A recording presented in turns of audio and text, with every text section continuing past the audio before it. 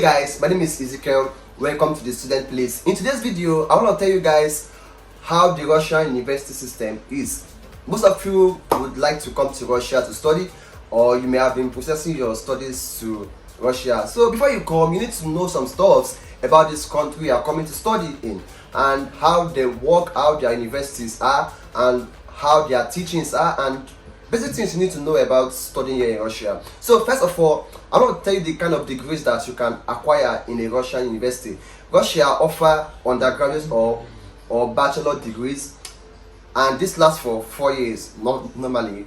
And they offer specialist or professional degrees. This lasts for about 5 years. Here you can study pharmacy or engineering courses under the specialist degree. And we have the master's degree, which lasts for 2 years, and the PhD or doctorate degree.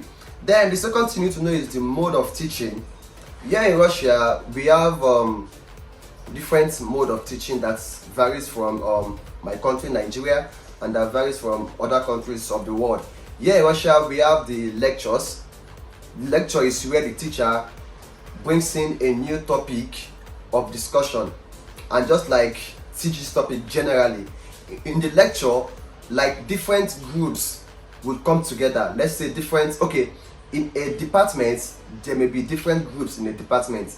Let's say in the economics department we may have like 2 or 3 groups under the economics department. So when we are having a lecture, all these groups would come together to take the lecture, because most of the time we have a lot of people going for a particular course, and in Russia they don't like having like too many people in a particular class, so they divide each department into different groups.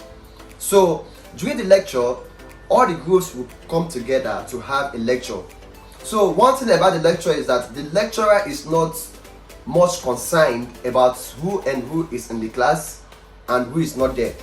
So the lecturer just comes to the class, lecture, and leaves. Answer your questions, you are allowed to ask your questions, and they leave. But they are not concerned about who is here or not. Though your class rep, like, you have to sign attendance. Yeah, that one is necessary, you sign attendance. But then lecturer doesn't care. Now, apart from the lecture, we have what we call seminar. During the seminar, this is like limited or narrowed down to each group in a department. So each of the groups have their individual seminar. So it is in the seminar that the teacher will now engage you as a student on one-on-one discussion and explain the topic very well to you. Let's say it's a calculation course. It is at the seminar that the teacher would explain how to calculate, would explain how to answer questions on that course. So the seminar is just like a one-on-one, a more personal personal relationship between the teacher and the student, and this is narrowed down to each group. So apart from the seminar, we also have practicals and workshops for those in the engineering or medical line.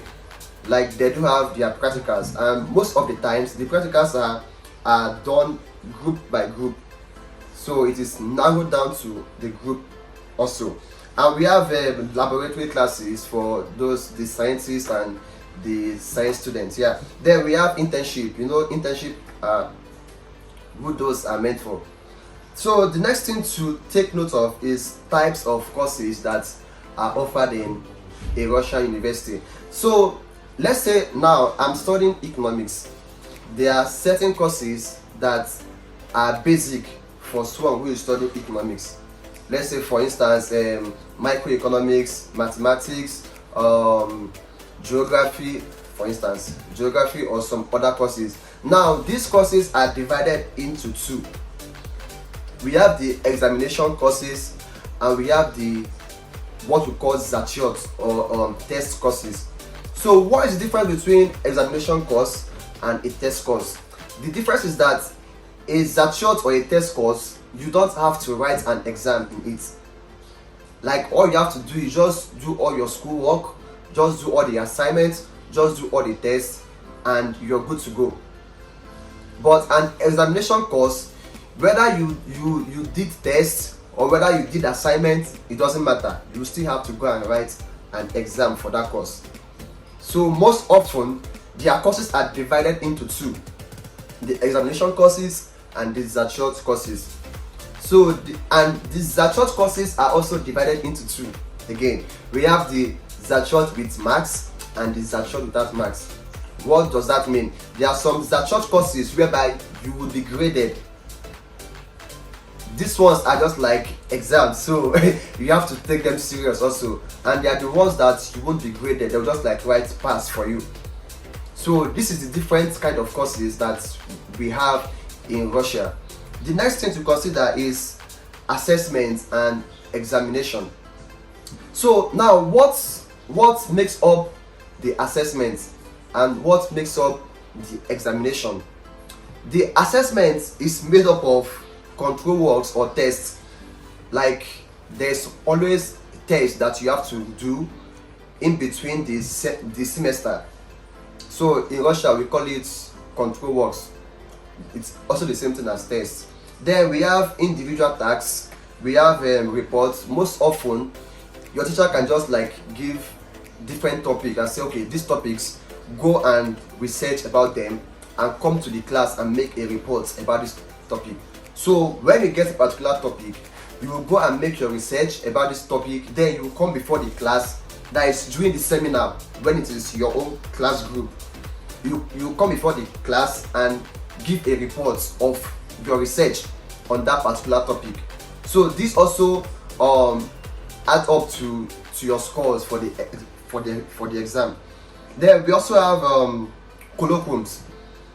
These colloquiums are just like tests too.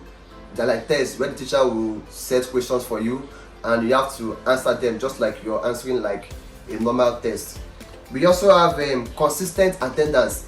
Now, one thing about attending classes is that you may not know, it helps a lot during your short. Like there is this course I did this semester. Man, basically I was always in that class. I was always there, but I was physically because it's an online class though. So when I just tune into the class, my name is there, but me, I'm not there, because the class is always so boring and it lasts for about 3 hours. And the man will just come and be talking. Like the man talks a lot. The worst part, it doesn't care whether you're getting what he's saying or not. He's just talking. So what we usually do is that we just like connect to the class and be doing something else. So every day that we have this course, I do this. So at the end of the semester, lo and behold, the man passed me. Like he gave me my shot. Like I did not have to go and write a test or something. He gave me an automatic pass. Why? Because I was always there in the class. I was always present at the class. So attending lectures also add up to your exam scores. Like it add up to your scores that you can get for the exam. So it's very important to you attend classes if you really want to do well in exams. Then we have the examinations proper. So the examination, how is it? What is the mode of examination in Russia? So the examination consists of 2 parts or 3 parts rather. We have the written part. Here you'll be given like stuff to write. Let's say, okay, the first thing that would happen is that when you get to the hall, the teacher will ask you to pick a billet. A billet is like a paper that contains list of questions for that exam. So when you enter, you pick your own list of questions. You pick your own question and you can write. So that paper contains the questions you have to answer. So you will write the answers to those questions. Then after writing the answer, the teacher may either ask you to come and defend what you've written. So this is where the oral part of the exam comes in. So you can sit down before the teacher and the teacher will ask you questions from what you've written or from the question that you have in that your billet. Or some teachers may decide to ask you questions out of there because they believe that you should have studied like verbatim. Yeah. So this is where the oral part of the exam comes in. Then the last part is the practical part. These ones are for those in sciences that used to do practicals. So this is how exams in Russia is. Then the next thing is the grading system. How do Russians grade their exams? Okay, unlike Nigeria that uses the alphabetical grading system such as A, B, C, D, E, and F. In Russia, Russia use the 5-point grading system. 5-point grading system. So if you get a 1, that is F. If you get a 2, that is E or D. If you get 3, that is C. If you get B, if you get 4, that is B, and if you get a 5, that is A. So this is how the Russians grade their exams. They grade them according to numbers 1 to 5, unlike Nigeria that uses the ABCD format.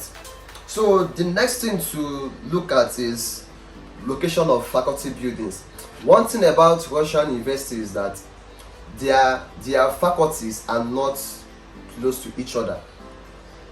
Unlike most schools in Nigeria, their faculties are not close to each other at all. For instance, now my faculty is here, close to my hostel. Then, okay, let's say this is the main building. Here in the main school, there are like few faculties here. So some faculties are kind of very far from the main school.